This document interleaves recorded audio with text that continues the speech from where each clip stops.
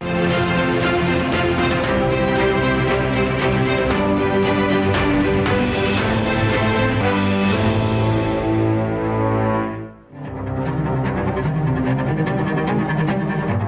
malam pemirsa. Pesta demokrasi telah mencapai puncaknya yang dalam ikhtiarnya cukup menguras energi bangsa. Meski meninggalkan banyak catatan kritis dan pelajaran bagi masa depan demokrasi di negeri ini, kini rakyat telah menentukan siapa pemimpin dan wakilnya dari tingkat pusat hingga daerah. Bersama saya Afiani Malik, inilah Panggung Demokrasi, catatan di penghujung tahun politik.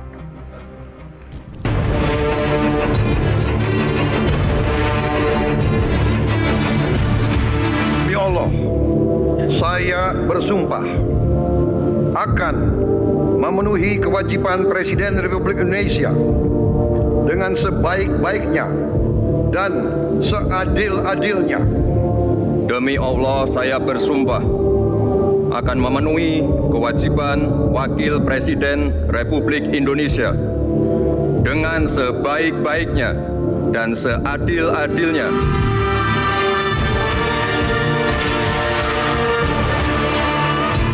Kita harus ingat bahwa kekuasaan itu adalah milik rakyat. Kedaulatan itu adalah kedaulatan rakyat. Kita berkuasa seizin rakyat. Kita menjalankan kekuasaan harus untuk kepentingan rakyat.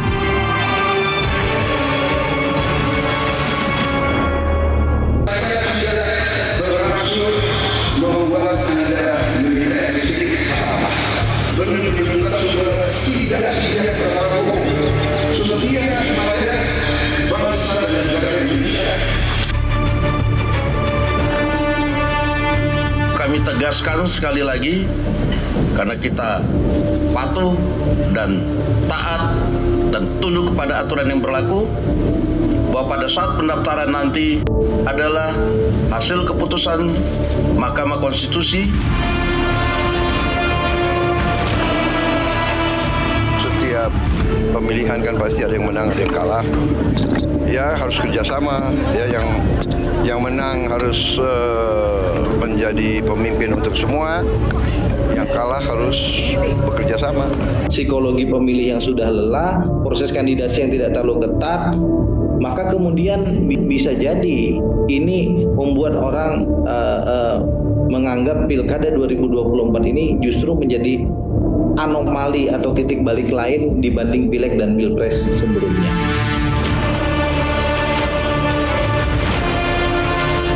Dan kita tidak boleh malu untuk mengakui bahwa kemungkinan sistem ini terlalu mahal. Yang menang lusuh, apalagi yang kalah. Saya lihat negara-negara tetangga kita efisien. Sekali milih anggota DPRD, sekali milih, ya sudah. DPRD itulah yang milih gubernur, milih bupati. Ini sebetulnya begitu banyak ketua umum partai di sini, sebenarnya kita bisa putuskan malam hari ini juga. Gimana?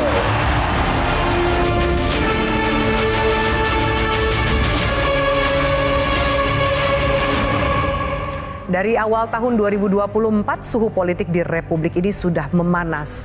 Arena kontestasi Pilpres yang sudah berlangsung sejak tahun 2023 berlanjut masuk masa kampanye dan tahapan debat paslon.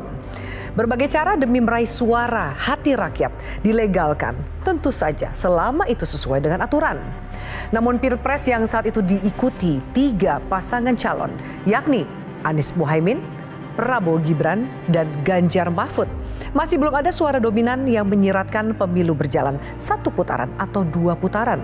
Dan justru jumlah swing voters yang masih cukup tinggi. Jadi baru 43% yang sudah memutuskan. Ada 57% yang bisa berubah? Bukan hanya bisa berubah, yang 28,7 tadi termasuk ya, itu yang memang belum menentukan pilihan. Dan ada yang belum, yang masih bisa berubah. Nah kalau kita lihat dari seperti ini dan dari data-data yang disampaikan itu, memang harus jujur. Untuk putaran hanya 1 putaran berat. Berat buat jujur saja. Kubu Prabowo Gibran. Iya, buat siapa saja. Karena kenapa? Tidak ada dasar yang sudah bisa memutuskan bahwa itu 1 putaran. Kita harus berangkat dari data supaya acuannya jelas ya. Nah, Saya berbeda dengan Bung Eriko. Saya izinkan pakai survei indikator. Ya. Tadi beliau kan pakai Kompas, ya saya pakai indikator. Ya. Kalau datanya indikator, maka yang belum memutuskan tidak menjawab itu tinggal 5% saja. Oh, dikit sekali? Ya, 5%? dikit sekali, 5% saja. Oke. Yang kedua, surveinya Prabowo Gibran 45%, kemudian dua calon yang lain sekitar 20%. Survei itu bisa dilihat sebagai still foto, jadi potret sesaat, cekrek pada hari ini, tapi bisa juga dilihat sebagai sebuah film, sebuah tren gitu. Kalau patokannya adalah still foto atau gambar diam, maka memang belum 50%. Karena tadi kan 45, sementara 50% plus 1 itu ya belum, 45 bukan 50. Yeah. Dan kalau melihat angka berdasarkan kriteria atau kacamata still foto, maka ini belum satu putaran. Oke. Tetapi kalau melihatnya sebagai film atau tren, maka sesungguhnya kalau kita lihat dari surveinya indikator dan beberapa sumber yang lain, sesungguhnya perkembangan suara calon ini beda-beda nih. Prabowo Gibran itu naik dari Oktober sekitar 35, November 40, kemudian awal Desember itu 45. Artinya sekitar 5% naik setiap bulan, dan kalau itu terjadi maka pada Januari ya dia akan tembus angka 50%. Ya, pada saat Mas Gibran join Pak Prabowo, itu sebetulnya kalau dari matematika dasar tuh Prabowo plus Jokowi kan itu kan. Mestinya cepat 100% tuh. Ya kalau kita diskon karena anaknya presiden kan. Jadi Prabowo dan Gibran jadinya kita diskon 20-30%, harusnya 70% cepat nih. Di awal tuh saya perkirakan begitu. Rupanya rakyat tapi hari punya, ini angkanya nggak nyampe sana. Ya, rakyat punya daya kritis juga untuk melihat lagi bahwa yang dipilih ini bukan Jokowi, tapi Gibran. Di tengah gegap gempita masa kampanye Pilpres, isu pemakzulan terhadap Presiden Joko Widodo alias Jokowi kembali mencuat setelah sejumlah tokoh dan masyarakat sipil yang menamakan diri mereka sebagai petisi 100 penegak daulat rakyat mendatangi Menteri Koordinator Bidang Politik Hukum dan Keamanan Mahfud MD. Tuntutan itu buntut dari dugaan pelanggaran konstitusional yang dilakukan Jokowi. Di antaranya adalah nepotisme dalam Mahkamah Konstitusi dan intervensi Komisi Pemberantasan Korupsi. Tiga, mekanisme politik di DPR itu mengalami kebuntuan. Kemudian ada peristiwa tokoh-tokoh oposisi bertemu dengan Menko Polhukam yang sama-sama cemas terhadap situasi jelang pemilihan presiden. Maka harus disimpulkan bahwa isu pemakzulan ini menjadi sensitif karena lembaga-lembaga yang mesti bekerja menampung hak rakyat di dalam penggunaan konstitusi ini menjadi mandek, dan kemudian ini mengalir di luar kebiasaan hukum tata negara di sistem yang ada. Oleh sebab itu, menurut saya, apapun pro kontra yang hari ini terjadi, baik yang semakin banyak mendukung pemakzulan maupun menolak ya istana memobilisasi opini untuk menolak pemakzulan, saya menyampaikan terima kasih karena terjadi sosialisasi. Karena ini sama dengan peristiwa tahun 98 jelang jatuhnya Soeharto. Orang semua kemudian menemukan satu kata yang disebut reformasi. Kata pemakzulan ini menyatukan semua orang, baik pro maupun kontra. Yang menyaksikan berdiri menentang pemakzulan adalah Presiden Jokowi dan keluarganya. Jadi pemakzulan telah memasuki orbit gerakan moral yang tidak peduli dengan kajian-kajian hukum tata negara, yang tidak ada peduli dengan pendapat Jimli, Yusril dan lain-lain, karena rakyat sudah muak dengan elit. Sementara tanpa diduga, gelombang petisi para intelektual kampus terjadi dan terus bergulir. Para guru besar, rektor, dosen, dan badan eksekutif mahasiswa serempak menyatakan sikap sebagai bentuk keprihatinan terhadap jalannya demokrasi saat ini. Mereka menilai penyelenggara negara telah melakukan berbagai tindakan menyimpang demi menang dalam kontestasi pemilu 5 tahunan. Di sisi lain, pihak istana justru mengatakan bahwa para akademisi yang menyuarakan keprihatinan itu adalah partisan. Kita sudah mengamati gitu. Bahkan saya pernah menulis di Republika itu bulan Desember perlunya katakanlah pemilu yang jurdil gitu ya. Tadi saya lihat tayangan ya ketika pihak istana ya cerita bahwa kita ini katakanlah sebagai partisan atau mungkin barangkala ikut-ikutan gitu. Sehingga rasanya kami dari perguruan tinggi kalau misalkan katakanlah dianggap itu adalah partisan, ikut-ikutan katakanlah paslon tertentu, rasanya pasti tersinggung gitu. Saya kok seperti itu gitu ya, istilahnya menganggap atau menduga atau mungkin suuzon lah gitu ya, terhadap ini. Kalau misalkan suuzon ini terhadap akademik atau katakanlah guru besar gitu ya, apa jadinya negara gitu. Prakteknya sejak Gibran disodorkan melalui pamannya itu udah penanda pertama bahwa kebusukan sedang dipersiapkan tuh.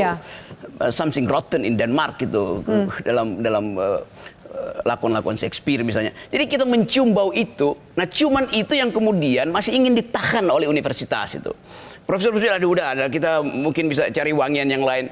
Tapi lama-lama busuknya nggak ketahan kan. Tapi hari ini nggak ada wangian lain. Ternyata bau busuk aja. Betul, itu betul-betul. Kalau kita mau kasih nama apa presiden ya, Presiden Soeharto bikin hal yang sama, tapi dia sadar belakangan tuh. Jadi kita sebut Soeharto adalah bekas presiden Indonesia. SBY bekas presiden Indonesia. Jokowi masih presiden, tapi dia jadi presiden bekas karena udah bau busuk itu. Lalu apa yang bisa dilakukan sejauh ini, termasuk juga suara dari kampus, guru besar, termasuk rekan-rekan mahasiswa menyuarakan ini? Akankah itu terdengar? Akankah itu diserap sesuai dengan harapan? Didengar. Ini gak bakal didengar? Moral itu selalu sifatnya to be or not to be itu. Konfrontasi moral bakal terjadi. Nggak akan ada moderator di situ. Menyusul gelombang aksi para akademisi beberapa waktu usai pemungutan suara, kubu paslon Ganjar Mahfud mendorong DPR untuk menggunakan hak angket sebagai jurus jitu membongkar adanya dugaan kecurangan pemilu. Ini serius hak angket yang mau digulirin? Serius, so far so good. Saya juga tadi siang baru menghadiri rapat di mana memang kita juru bicara walaupun juga narasumber dari PDI Perjuangan memang ditugaskan untuk menyampaikan bahwa memang ini suatu hal yang serius akan kita gulirkan. Oke, urgensinya apa sih? Kalau tadi kita dengarkan banyak kayak nggak urgent lah dan sudahlah. Ada yang melihat ini kan cuma langkah-langkah pihak yang kalah. Tadi Afiani juga menyatakan kan tujuannya apa sih? Ujungnya apa sih? Ujungnya cuma satu sebenarnya, mencari kebenaran. Ya, kebenaran dari apa sih? Kebenaran dari dugaan-dugaan yang berkembang di masyarakat dan hawa yang berkembang di masyarakat yang dicerminkan dari statement-statement tokoh-tokoh budayawan maupun guru besar, bahkan Uskup Agung pernah menyampaikan juga bahwa ada semacam disinyalir adanya abuse of power dari kekuasaan dari pemerintah dalam melaksanakan undang-undang, dalam menjalankan apa yang kita sebut pesta demokrasi kita. Ngomongin hak angket nih Bang, kita ngomongin satu kanal hak angket. Gerindra positioningnya gimana? Oh belum. Karena jangankan Gerindra, PDI Perjuangan pun belum mempunyai sikap resmi terhadap hak angket. Sikap resmi itu apa? Satu tanda tangan. Ya, satu tanda tangan pun belum ada yang disampaikan oleh rekan-rekan PDI Perjuangan. Jadi masih wacana ngelihatnya? Ya ini pasti wacana. Sebab kalau bukan wacana, walaupun ini reses, kan harusnya sudah ada. Kan nggak menghalangi, bikin draft dulu apa, judulnya apa, hak angket, dasarnya apa namanya, proposalnya namanya itu proposalnya apa, begini. Ini nggak ada, sampai sekarang pun nggak ada. Jadi kalau dibilang gertak, sejauh ini memang baru gertak. Oke. Hasil Pilpres yang diumumkan KPU pada 20 Maret berujung ke meja MK. Sidang yang digelar selama 7 kali bahkan sempat menghadirkan beberapa menteri di kabinet Jokowi akhirnya memutuskan bahwa menolak untuk seluruhnya permohonan kubu 01 dan 03 dan menandakan Prabowo Gibran sah menjadi presiden dan wakil presiden. Dan tanpa basa-basi, rekonsiliasi untuk melangkah membangun kembali kebersamaan dilakukan oleh Presiden terpilih Prabowo Subianto. Prabowo pun langsung menjajaki komunikasi politik dengan partai-partai lain di luar koalisi Indonesia Maju. Kala itu, Nasdem menjadi partai pertama yang disambangi oleh Prabowo. Saya datang ke keluarga besar Nasdem untuk menyampaikan penghargaan dan terima kasih atas ucapan selamat yang disampaikan oleh Ketua Umum Partai Nasdem, dan untuk menghormati ucapan tersebut saya datang dan diterima hari ini di markas besar Partai Nasdem.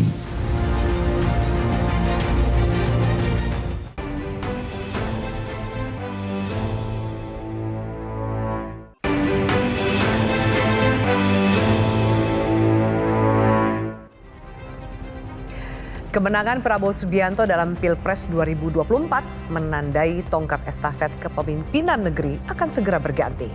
Sementara itu, jelang transisi menuju ke pemerintahan baru, Presiden Jokowi mampu menjaga stabilitas politik. Beberapa langkah transisi yang dilakukan berjalan mulus dan harmonis. Bahkan dikatakan transisi terbaik sepanjang sejarah. Rencana-rencana untuk program unggulan yang akan dilaksanakan oleh Presiden Prabowo itu betul-betul disiapkan dengan baik dengan menteri-menteri yang sekarang. Transisi kepemimpinan ini akan berjalan dengan lancar, insya Allah mulus, sehingga setelah dilantik, Presiden dan seluruh kabinet langsung bisa bekerja dengan cepat melaksanakan program-program yang ada, tanpa ada jeda. Ketika transisi tengah disiapkan, Prabowo terus menggencarkan safari politiknya. Partai-partai yang sempat menjadi kompetitor saat Pilpres memberikan sinyal positif untuk bergabung. Nasdem hari ini menyatakan, kembali menegaskan, bukan hanya yang pertama, mendukung pemerintahan baru di bawah kepemimpinan Bapak Prabowo Subianto. PKB ingin terus bekerja sama dengan Gerindra, dengan Prabowo Subianto untuk mengabdi demi kepentingan rakyat kita semuanya. Mas Gerindanya sudah cetok melo-melo. Barang cetok melo-melo masih ditanya. Namun, upaya Presiden terpilih Prabowo untuk merangkul semua elit politik mendapatkan tantangan dari internal koalisi. Bahkan ada yang mengatakan jangan sampai rekan koalisi rasa oposisi. Hingga akhirnya muncul gagasan Presidential Club yang diharapkan bisa menjadi jembatan. Istilah Presidential Club itu saya sampaikan ketika saya banyak menjelaskan terkait dengan upaya Pak Prabowo membangun silaturahim dengan semua tokoh bangsa, terutama dengan presiden kita, presiden ke-7, ke-6, dan ke-5. Ya. Nah, upaya itu dilakukan Pak Prabowo sebagai upaya melanjutkan dua hal yang menjadi concern Pak Prabowo. Pertama adalah keberlanjutan. Kan visi utama yang selalu disampaikan Pak Prabowo itu adalah keberlanjutan. Yeah. Hari ini misalnya salah satu media menyebutkan istilah cancel culture. Jangan sampai kemudian proses pembangunan kita itu mengalami cancel culture. Kalau Pertamina bilang mulai dari nol, nah itu tidak boleh terjadi. Sebenarnya istilah presidensial Club itu tidak merujuk Presidential Club misalnya di beberapa negara, tetapi istilah itu muncul terkait dengan upaya menjaga silaturahim. Di saat Prabowo Subianto terus menjalin komunikasi dengan berbagai pihak, publik dikejutkan dengan pernyataan Prabowo yang menyindir pihak yang tidak mau diajak bekerja sama untuk jangan mengganggu. Kira memang setiap pernyataan elit di negara ini itu tidak pernah terlepas dari konteks politik ya. Konteks politik betul apa yang disampaikan oleh Bang Habib ini mungkin adalah satu yang dianggap sebagai sesuatu yang biasa. Ya. Tapi kalau kita membaca resultante pembicaraan publik, kelompok-kelompok netizen per hari ini, statement itu kan sebenarnya specifically dialamatkan kepada Ganjar Pranowo dan PDIP. Kenapa? Bagaimana Anda bisa menebak bahwa itu spesifik diarahkan ke Ganjar dan PDIP? Habis ini tanggapan dari Mas Ciko ya. Itu pembicaraan netizen ya. Itu pembicaraan di ruang publik. Kenapa? Karena per hari ini satu-satunya orang yang menyatakan siap jadi oposisi baru Ganjar, bukan yang lain. Ya. Artinya apa? Di tengah upaya mempertemukan Prabowo Subianto dengan Megawati, tapi tiba-tiba Ganjar siap jadi oposisi, bukan tidak mungkin statement itu dimaknai semacam itu oleh publik. Gangguan. Bahwa ini semacam upaya bahwa Gerindra pun ingin mengajak pihak-pihak yang kalah dalam politik, PDIP dalam konteks ini. Kok tiba-tiba ada yang bilang jadi oposisi, ini khawatir akan justru kontraproduktif dengan bagaimana upaya untuk merangkul pihak yang lain. Nah, kenapa saya sebut PDIP? Pembicaraan-pembicaraan publik juga mengarah kepada itu. Itu tidak bisa kita pungkiri. Harus saya sampaikan, per hari Bukan ini berarti itu yang benar, gitu loh. Iya betul. Nggak Per bisa hari di-judgment ini itu satu-satunya makna gitu loh. betul Bang Habib. Per Netizen hari berapa, ini siapa publik netizen itu ya? memaknai bahwa iman politik PDIP itu ada kecenderungan Bukan ingin berada di luar kesalahan kekuasaan. Anda itu Apalagi menjudgment bahwa PDIP itu selalu satu-satunya, agresif, ya. selalu nyerang dan selalu menuduh bahwa Pendapat pemilu di publik adalah 2024 itu sebagaimana penuh yang dengan Anda sampaikan. kecurangan-kecurangan. Mas Adi, salah nggak publik Anda menerka atau menduga mengasumsikan ke kok, sana? nggak bisa judgement semua publik sependapat dengan Anda kok. Betul, betul. Benar. Saya kan membaca Ya. komentar-komentar publik, Iya, banyak statement-statement publik. apa itu pun variatif kok pasti. Makanya kalau saya melihat secara umum, tentu di spektrum yang lain ini pernyataan normatif, Ya, salah satu pernyataan pendapat yang boleh, biasa, tapi tidak bisa dan tidak bisa di-judgment bahwa itu ditafsirkan secara satu-satunya liar. makna. Tapi karena memang bagi saya, karena tidak lama setelah itu kan Ganjar yang siap bicara bahwa akan jadi Pasti. oposisi. Namanya Tak lama komunikasi setelah kan itu begitu. satu-satunya orang yang memberikan statement yang keras adalah Ganjar. Bener nggak itu pesannya buat Ganjar? Mas Habib, sebelum saya tanya pendapat Mas Demokrasi Ciko. kita memberikan kesempatan kepada siapapun termasuk Pak Adi Prayitno untuk menyampaikan pendapatnya. Tapi kita tidak boleh mengklaim publik sekehendak kita bahwa publik 100% sama dengan kita. Kita persilahkan rakyat nanti menilai. Oke. Dan hingga akhirnya pada 20 Oktober Prabowo Subianto dan Gibran Raka Buming Raka resmi dilantik sebagai Presiden dan Wakil Presiden Republik Indonesia. Bismillahirrahmanirrahim. Demi Allah, saya bersumpah akan memenuhi kewajiban Presiden Republik Indonesia dengan sebaik-baiknya dan seadil-adilnya. Bismillahirrahmanirrahim. Demi Allah saya bersumpah akan memenuhi kewajiban Wakil Presiden Republik Indonesia dengan sebaik-baiknya dan seadil-adilnya.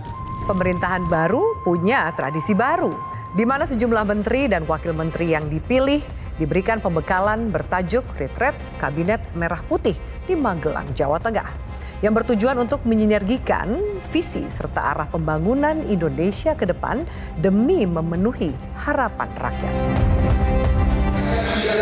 Bermaksud membuat Anda militer sedikit salah.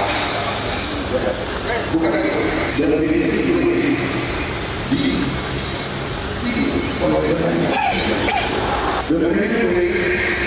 inti daripada semua usaha adalah disiplin. Kedua, kesetiaan. Benar-benar saudara tidak setia kepada Prabowo, setia kepada bangsa dan negara Indonesia. Saya mengatakan untuk mempertahankan bangsa dan negara, setia kepada kita semua.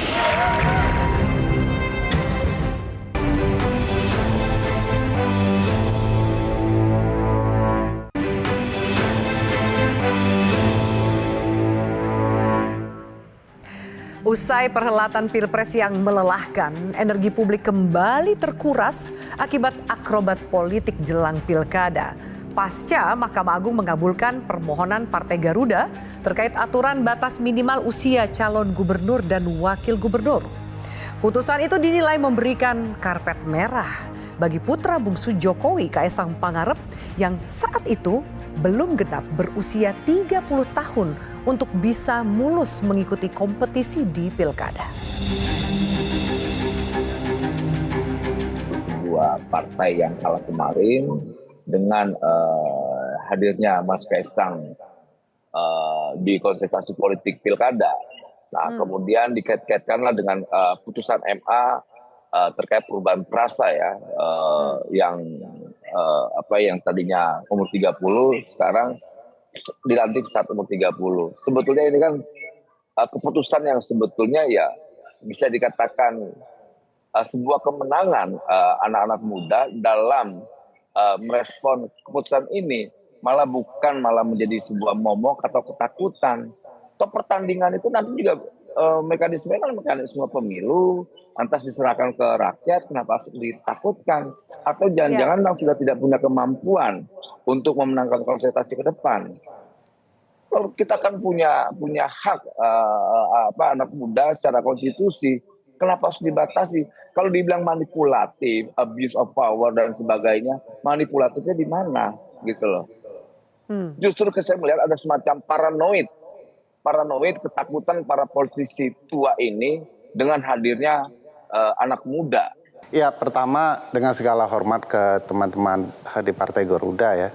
Tapi kalau menggunakan perasaan Partai Garuda memang sudah tidak tepat lagi. Karena perasaan yang sama kan juga pernah disampaikan ketika putusan 90 ya. Ini soal anak muda dan segala macamnya. Padahal faktanya yang menggunakan putusan 90 di Mahkamah Konstitusi cuma satu orang di muka bumi ini. Nggak ada calon presiden yang lain gitu ya. Cuman yang namanya Mas Gibran. Nah hari ini ketika bicara perasaan soal anak muda itu kembali terulang, ya kita akan merasakan deja vu-nya ya. Semua prosesnya hampir mirip, hanya institusi yang dipakai berbeda. Karena tidak mungkin lagi Mahkamah Konstitusi karena sudah terlanjur jelek namanya kan gitu ya. Nah, tapi saya mau mengatakan ini bukan soal anak muda. Ini bukan karena ingin menghalang-halangi anak muda. Tapi memang di dalam pemilu itu ada pembatasan-pembatasan yang disepakati bersama oleh peserta pemilu. Kalau sudah sepakat ya udah jalankan. Dan perlu diingat bahwa di dunia di dalam sistem pemilu itu ada yang dikenal dengan partial principles namanya. Partial principles itu adalah cerita pelarangan mengubah aturan main pemilu di saat pemilu sudah dekat. Karena kalau mengubah-ubah sudah dekat, pasti saja ada kepentingannya. Di tengah dinamika perdebatan soal putusan MA dan aturan main pilkada serentak, sorot mata publik tertuju ke Jakarta. Beragam spekulasi terkait siapa calon yang akan bertarung, serta manuver zigzag parpol menjadi magnet tersendiri bagi publik.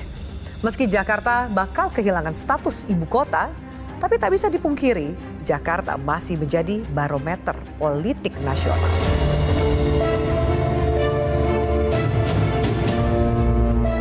Nama mantan Gubernur Jakarta Anies Baswedan sempat kembali mencuat dalam bursa calon Gubernur Jakarta.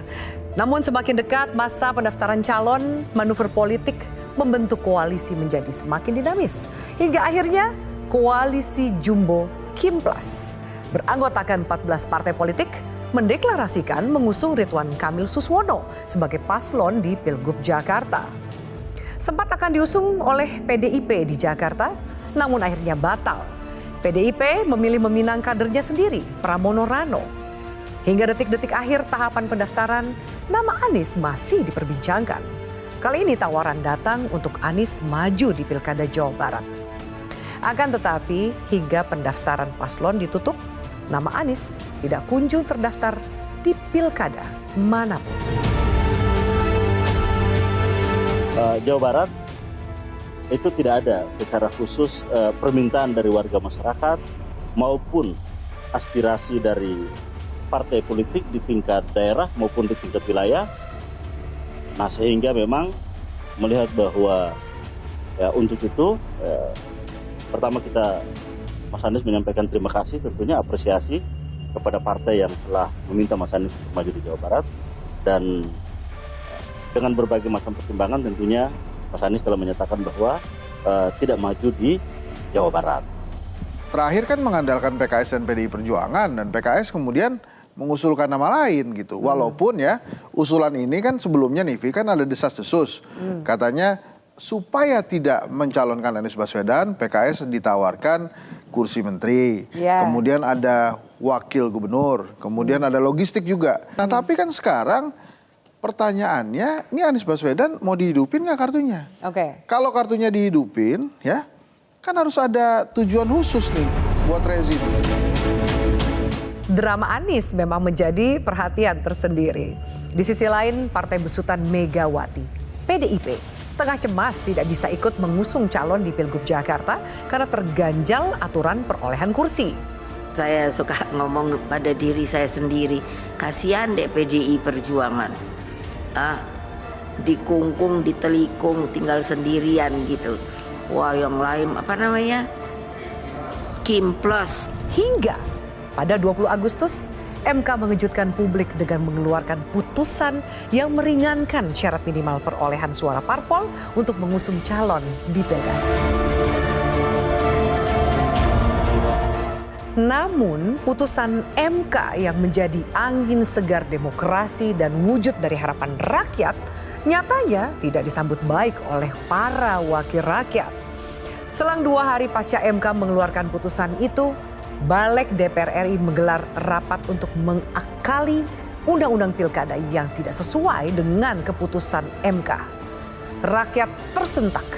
Penolakan mereka memenuhi ruang media sosial dengan pesan darurat. Secara spontan, rakyat marah dan turun ke jalan.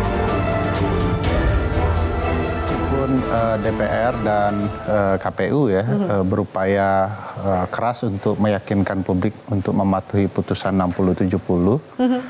Publik tidak melihat bahwa ini persoalan bukan soal sekedar patuh pada putusan MK belaka. Ya. Tapi ada hasrat politik luar biasa tinggi dari dinastinya Presiden Joko Widodo yang itu mempengaruhi betul oleh publik bahwa ini belum bisa diselesaikan. Dan saya yakin ini belum terselesaikan untuk ini, beberapa dan demo hari ini belum akan selesai. Besok sudah pendaftaran. Bagi saya tidak cukup garansi perkataan dari seorang Bang Doli ya bahwa harusnya siapa? Ini ada orangnya di sebelah nih Mas. Harusnya siapa? Garansinya siapa? Bang Doli kan meyakinkan bahwa ya pegang nama saya akan menjalankan putusan 60/70, bukan itu. Orang bukan soal percaya atau tidak percaya Doli Kurnia. Orang bicara soal percaya atau tidak percaya keluarga Presiden Joko Widodo. Dan publik sudah tidak percaya dengan keluarga ini, dan inilah yang terjadi akhir-akhir ini. Betapa marahnya orang, kita tidak melihat ada respon minta maaf dari keluarga ini. Keluarga ini seolah-olah ini bukan kerjaan tukang kayu. Dan dianggap sebagai sebuah proses demokrasi biasa gitu ya, kan? Itu tidak sehatnya. Pak Presiden selalu ingin tampil terlihat baik-baik saja, tidak melakukan berbagai manuver politik. Padahal kita semua tahu ini atas perintah dan keinginan Presiden. Itu yang ditanyakan kepada saya, apa jaminan bahwa PKPU ini akan kemudian mengakomodir dan merujuk pada putusan Mahkamah Konstitusi 60/70. Saya bilang ya garansinya saya, karena saya yang memimpin rapat konsinyering, saya yang memimpin rapat konsultasi di RDP di DPR itu. Dan memang kami udah koordinasi ya. Saya waktu itu sudah bilang juga dari pertama tanggal 20 ya, saya kan normatif saja. Bahwa memang putusan Mahkamah Konstitusi itu kan final and binding gitu. Dan kalau misalnya tidak ada upaya politik atau upaya hukum lain, ya putusan Mahkamah Konstitusi itu. Nah, ikuti saja. Dan itu berkonsekuensi dengan perubahan pada peraturan teknis berikutnya. KPU maupun Bawaslu. Nah, kalau Pak KPU dan Bawaslu mau merubah peraturan, itu harus konsultasi dulu ke Komisi 2 bersama dengan pemerintah. Ya kami menjalankan itu saja. Nah, cuman kemarin karena saya lihat eskalatif, situasinya semakin eskalatif gitu ya. Bahwa semua orang mendesak, atau kemudian waktu itu orang bersangka juga masih ada negative thinking. Ini kalau nggak diputusin cepat nanti ada manuver, kemudian muncul lagi ada keliruan kemarin, surat dari KPU yang di situ tulisannya ada putusan Mahkamah MA gitu ya. MA, betul, nah, yang itu masih semakin memicu lagi orang ini. itu. Saya bilang udah deh kita percepat aja. Jadi saya insya Allah alhamdulillah sudah memenuhi janji saya. Saya menggaransi dan kemudian memang sudah putus. Sekarang sudah lahir PKPU nomor 10 2004 namanya. Ya, tentang pencalonan. Dan mengakomodir apa yang diinginkan oleh tuntutan publik hari ini. Jadi saya menggaransi sampai pada saat memang PKPU itu jadi, dan sudah jadi sekarang.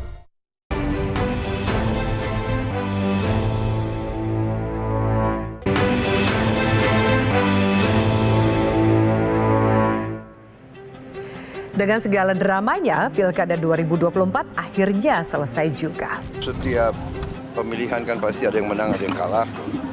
Ya harus kerjasama. Ya yang menang harus menjadi pemimpin untuk semua. Yang kalah harus bekerja sama. Ya. Yang penting melayani rakyat, bekerja untuk rakyat. Saya kira itu. Pilkada Jakarta kembali menjadi magnet. Pramono Rano berhasil menang 1 putaran melawan Ridwan Kamil Suswono yang didukung koalisi besar. Sementara di Jawa Tengah, kandang banteng berhasil ditaklukkan pasangan Ahmad Lutfi dan Taj Yassin. Kejutan juga terjadi di Banten. Keunggulan pasangan Andra Soni Dimyati atas Airin Ade Sumardi dinilai sebagai bentuk keberhasilan menyudahi praktik politik dinasti.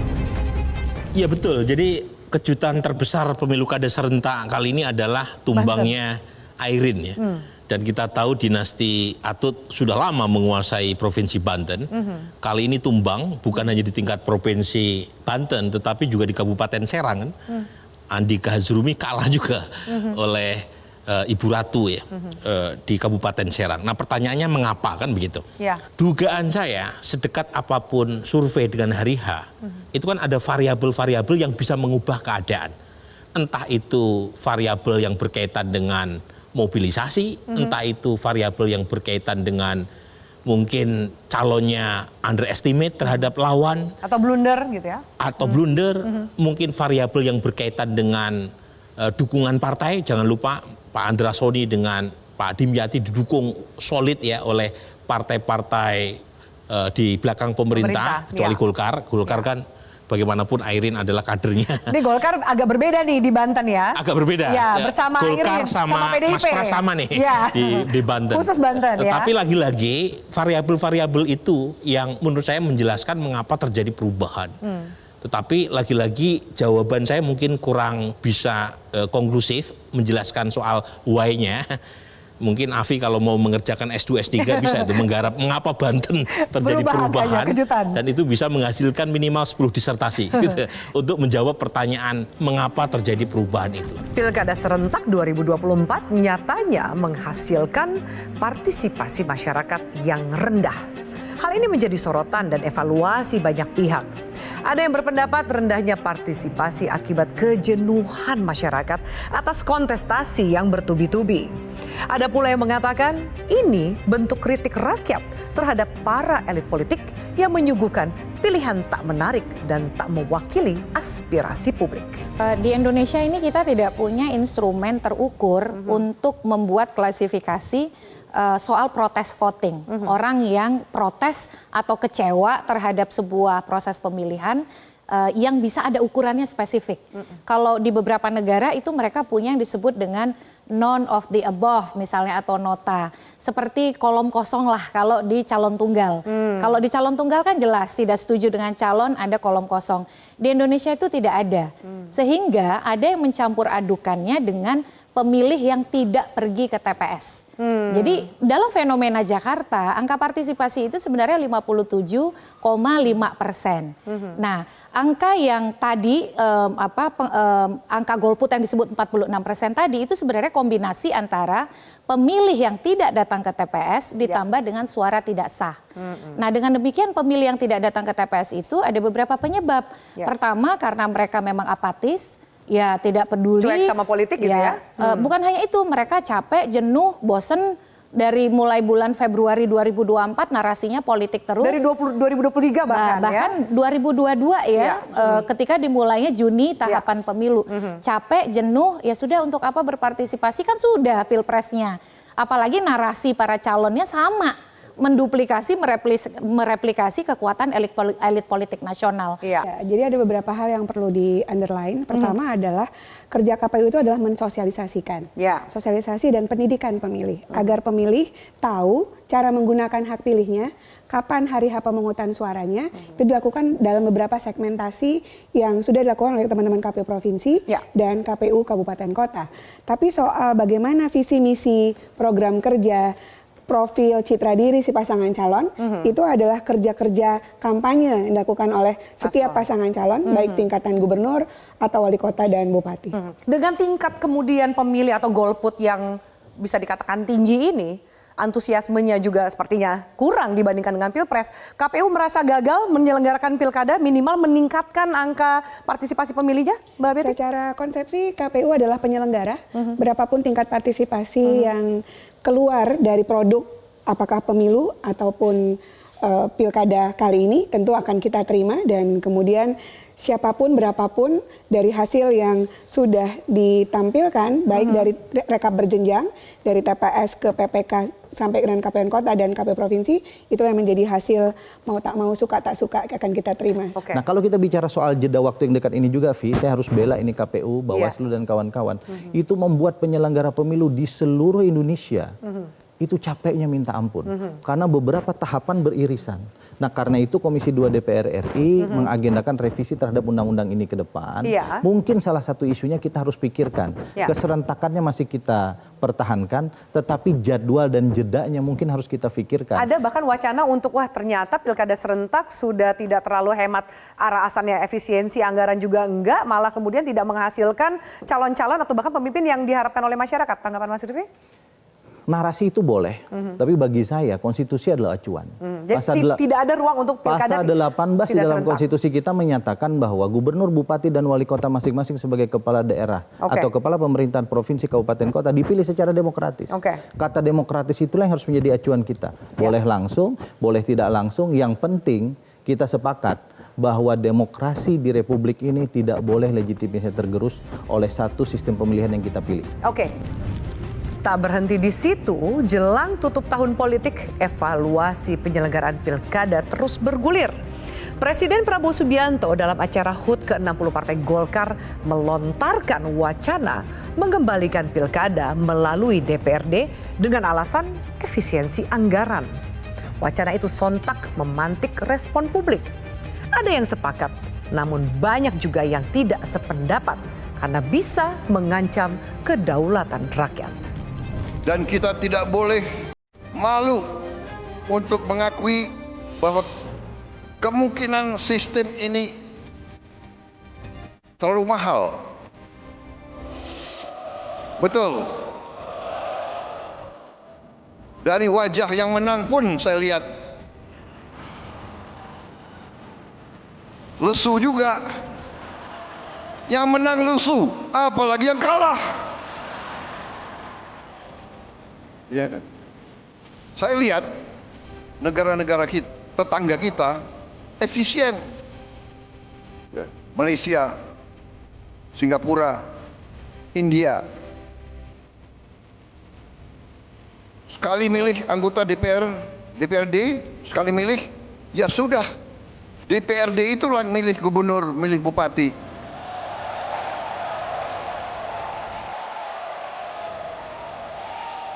Ini sebetulnya begitu banyak ketua umum partai di sini, sebenarnya kita bisa putuskan malam hari ini juga. Gimana?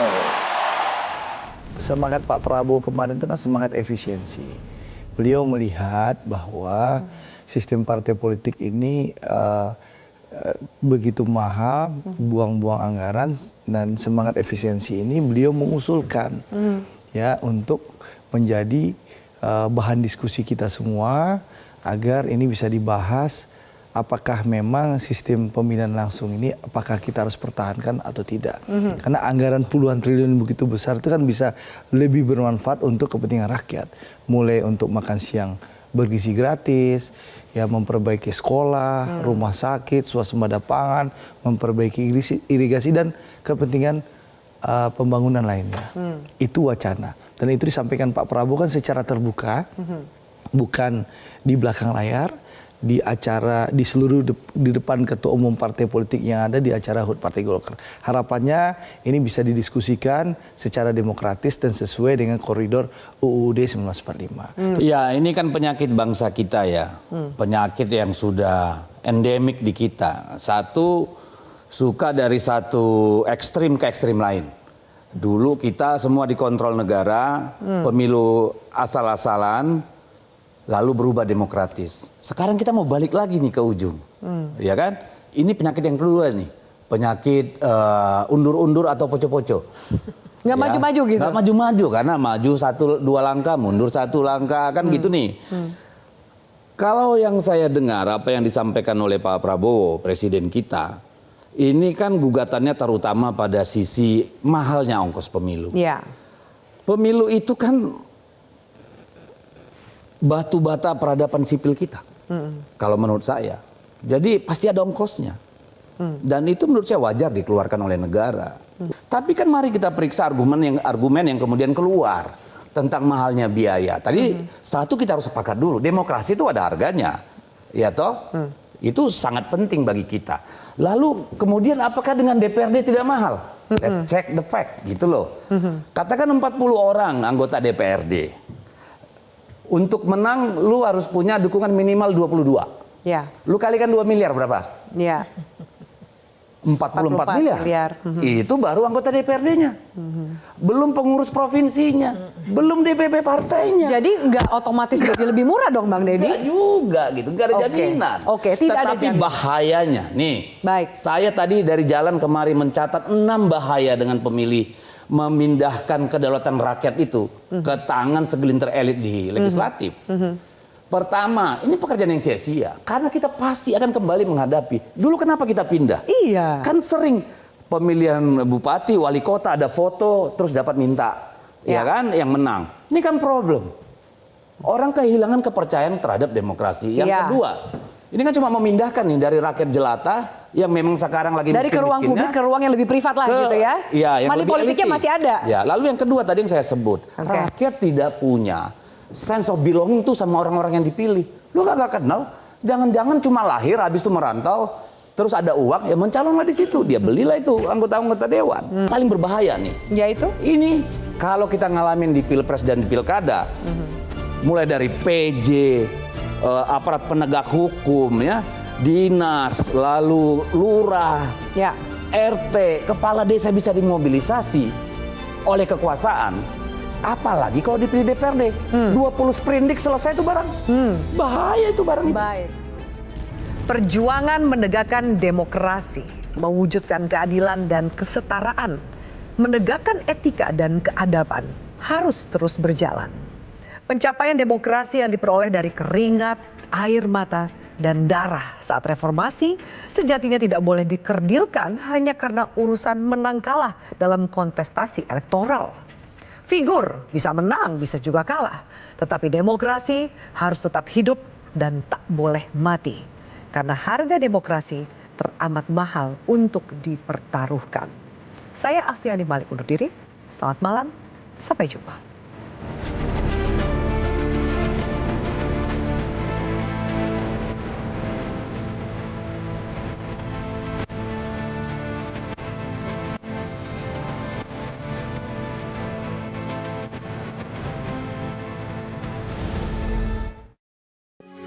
Metro TV. Jelajahi cara baru mendapatkan informasi. Download Metro TV Extend sekarang.